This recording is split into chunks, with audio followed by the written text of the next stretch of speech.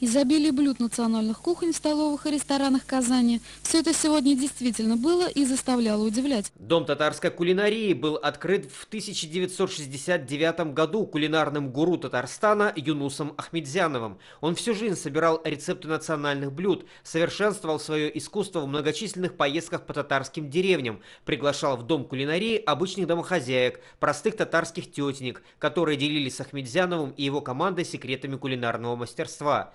Ресторан прекратил существование спустя 1,5 десятка лет после смерти его основателя в 1997-м, и тогда за дело взялись иностранцы. Дом татарской кулинарии на Баумна когда-то был неплохим рестораном и любимой студенческой забегаловкой.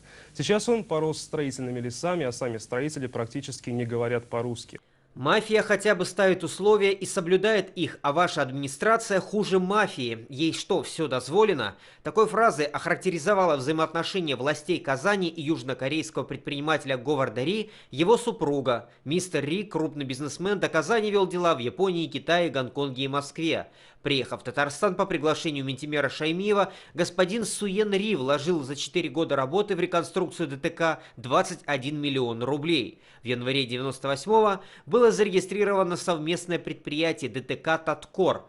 В качестве взноса в уставный капитал городской комитет управления коммунальным имуществом внес 3 здания в центре Казани и получил 46,5% акций. Второй акционер Казобщепит стал обладателем 3,5%. Американская фирма Corus International Inc., председателем совета директоров которой является господин Ри, внесла в качестве оплаты акций технологическое оборудование, стройматериалы, теле-видеосистемы, денежные средства и получила 50% акций.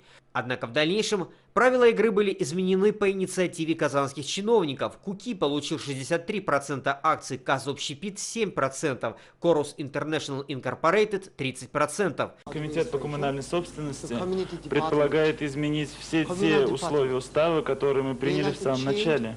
Они хотят изменить все.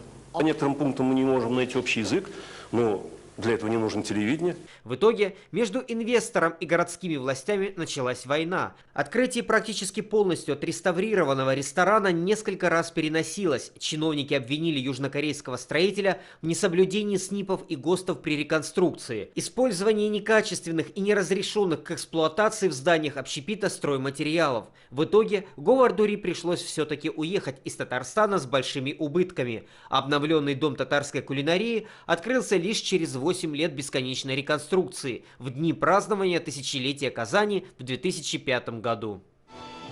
На обновленном здании появилась мемориальная табличка. Юнус Ахмедзянов, основатель и шеф-повар ресторана, к сожалению, не дожил до возрождения своего детища.